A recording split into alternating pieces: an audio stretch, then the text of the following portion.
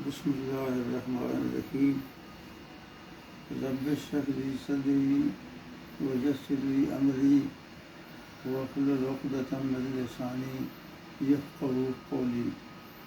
اذکار عربیہ چینل پر تمام خواتین و حضرات کو موسٹ ویلکم اور خوش آمدید۔ امید ہے آپ اللہ تعالیٰ کے فضل و کرم سے تمام خواتین و حضرات بخیریت ہوں گے۔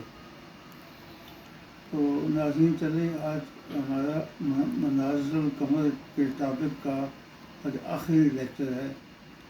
آپ کو شروع میں بتایا تھا کہ قمر کی 28 منزلیں ہوتی ہیں جن کو وہ ایک ماہ میں مکمل کرتا ہے، اور اس کے بعد اگلے دن نیا چاند پھر شروع ہوتا ہے۔ تو پہلے سے لے کر 28 29 تک یہ تمام منزلیں طے کر لیتا ہے، اس کے بعد پھر نیا چاند شروع ہوتا ہے۔ تو تعداد میں یہ کل منزلیں جو ہیں اس کی 28 ہیں۔ قدیم زمانے سے چلی آ رہی ہیں۔ اس کا تعین کرنا، وقت کا تعین کرنا بہت مشکل ہے، کیونکہ ساتھ یہ ایک روحانی علم سے تعلق رکھتی ہیں، تو اور اللہ تعالیٰ کے کلام سے بھی ان کا وجود ثابت ہے کہ وَالْقَمَرَ قَدَّرْنَاهُ مَنَازِلَ فَتَعَادَ كَالْعُرْجُونِ الْقَدِيمِ۔ اور چاند جو ہے وہ اپنی منزلیں طے کر کے اس کی روشنی کم ہوتی چلی جاتی ہے، یہاں تک کہ وہ کھجور کی گٹھلی کے مانند ہو جاتا ہے۔ یہ سورہ یاسین کا اس کا ترجمہ میں نے آپ کو بتایا، تو ان کا وجود وہاں سے قرآن پاک سے بھی ثابت ہے۔ تو آج ہماری 25ویں منزل ہے، اس کا نام ہے اخبیہ۔ 25 نمبر پہ لکھا ہوگا اخبیہ، اور اس کے ساتھ حرف جو منصوبہ ہے وہ زال ہے،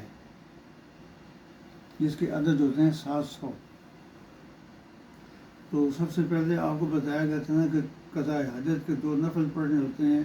پہلا سٹیپ آپ کا یہ ہوتا ہے، تو کامل طہارت کر کے کپڑے دھلے ہوئے پہن کے آپ نے نہا دھو کر غسل کر کے خوشبو ایسی نہیں لگانی ہے جس میں الکوہل ملا ہو، جسٹ اگربتی یا تازہ پھول رکھ لیں اپنے سامنے۔ 2 رکعت نماز نفل کی نیت کیجیے، اور پہلی رکعت میں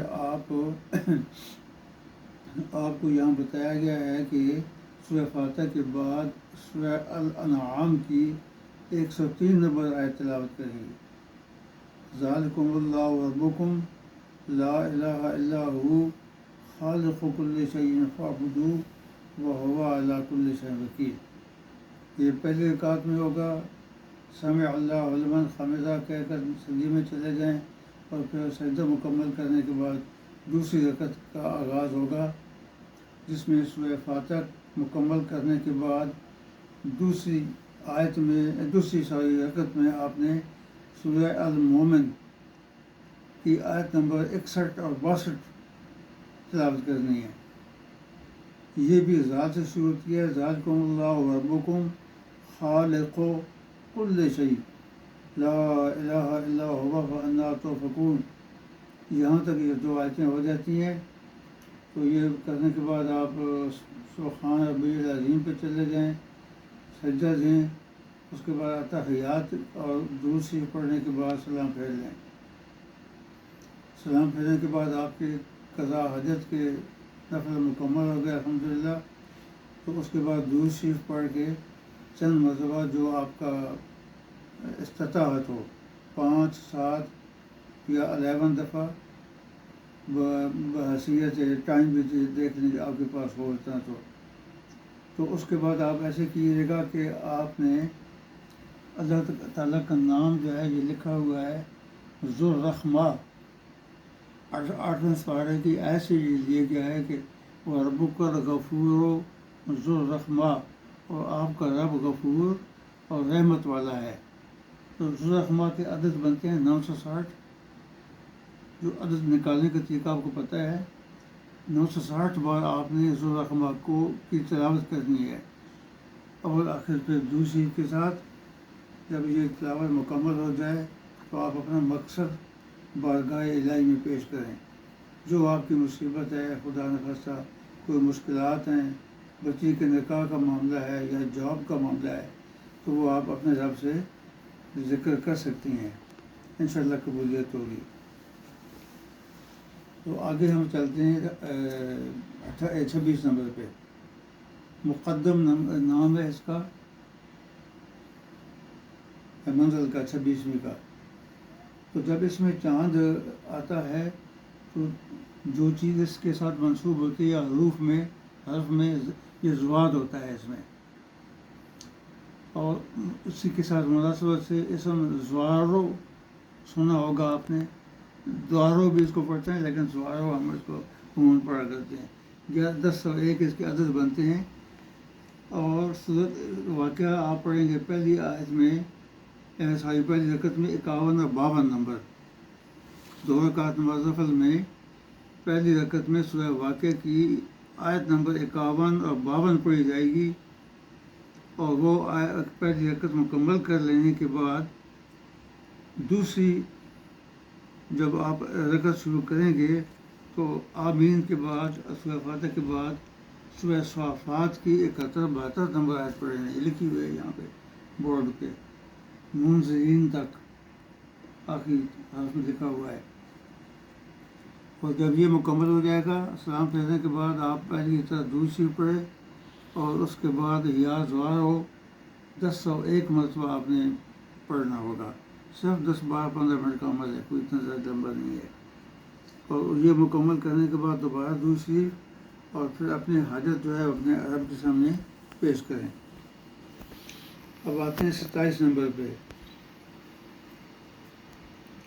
یہ 26 نمبر کے بارے میں آپ کو بتا دوں کہ یہ اگر کوئی ظالم انسان آپ کے پیچھے پڑا ہوا ہے، اس کی گرفت سے آپ بچنا چاہتے ہیں تو اس کے لیے دعا جو ہے وہ آپ کیجیے۔ یہ دعاؤں کا جو ہے 26ویں نمبر، خاص کر دشمن سے نجات کے لیے، یا اس کو اپنے اعمال میں زیرو کرنے کے لیے کہ جو بھی آپ کے خلاف کرے وہ اس کا اثر کچھ بھی نہ ہو، تو یہ اس مقصد کے لیے 26ویں نمبر۔ 27ویں آیت ہے، اس کا نام ہے مؤخر، بعض کتابوں میں فرع المؤخر بھی آتا ہے لیکن صرف مؤخر بھی کہتے ہیں اس کو۔ کامل طہارت کے بعد آپ وضو کریں اور کپڑے پہننے کے بعد 2 رکعت نماز نفل کی نیت کیجیے۔ پہلی رکعت میں سورہ روم کی آیت نمبر پہ لکھی ہوئی ہے ظہر الفساد فی البر، اس کو تلاوت کرنا ہے لعلہم یرجعون تک۔ آیت کا نمبر یہاں پہ بالکل دیا ہوا ہے، 41 نمبر آیت ہے یہ۔ اچھا، جب یہ مکمل ہو جائے گی تو آپ کی دوسری رکعت شروع ہوگی۔ دوسری رکعت میں جناب آپ نے سورہ مرسلات 31 نمبر آیت پڑھی جائے گی، اس میں لکھی ہوئی ہے ذل ذی ثلاث شعب اللہ ذلیل ولا یغنی من اللہب۔ میں نے پڑھ کے سنا بھی دیا آپ کو، مختصر آیتیں ہیں دونوں۔ اس کے بعد آپ سلام پھیریں، اور دوسری کے بعد اس میں الہی یا ظاہر ہو، ذات سے چھونے والا یا ظاہر ہو، اور عدد بنتے ہیں اس کے 1106۔ 1106 دفعہ آپ نے اس کی تلاوت کرنی ہے۔ کاؤنٹر پہ کر لیں زیادہ بہتر ہے۔ آپ کو پہلے بھی بتایا جا چکا کہ تعداد میں کمی بیشی نہیں ہونی ہے، نہ ایک آگے ہوگا نہ پیچھے، ایگزیکٹ آپ نے 1106 دفعہ پڑھنا ہے اس کو۔ اس میں بھی ایک خاص راز ہوتا ہے، آگے پیچھے ہو جائے گا تعداد تو کام جو ہے وہ نامکمل ہوگا اور گڑبڑ ہو جائے گی۔ ہر چیز کے ساتھ پوری چیز منسوب ہے، تو ان منصوبہ چیزوں کو چھیڑنا نہیں ہم نے۔ اچھا، یہ کرنے کے بعد آپ اپنی ظاہر کی تعداد مکمل کر لینے کے بعد آپ نے اپنے رب کے سامنے اپنی حاجت پیش کرنی ہے، لیکن پہلے درود شریف بھی پڑھ لیا کریں۔ اگر ایک دفعہ تیسرا کلمہ پڑھ لیا جائے اور اللہ سے اپنے گناہوں کی معافی طلب کی جائے تو اور اچھا رہے گا، انشاءاللہ ماحول کو اور زیادہ بہتر کرے گا۔ اب آخری پہ آ جائیں۔ آخری منزل کا نام آپ کو پہلے بھی میں بتا چکا، رشاد اس کا نام ہے، ریشین لفظہ رشاد۔ منصوبہ حرف جو ہے اس کے ساتھ غین ہے، آخری حرف، 1000 اس کی قیمت ہے۔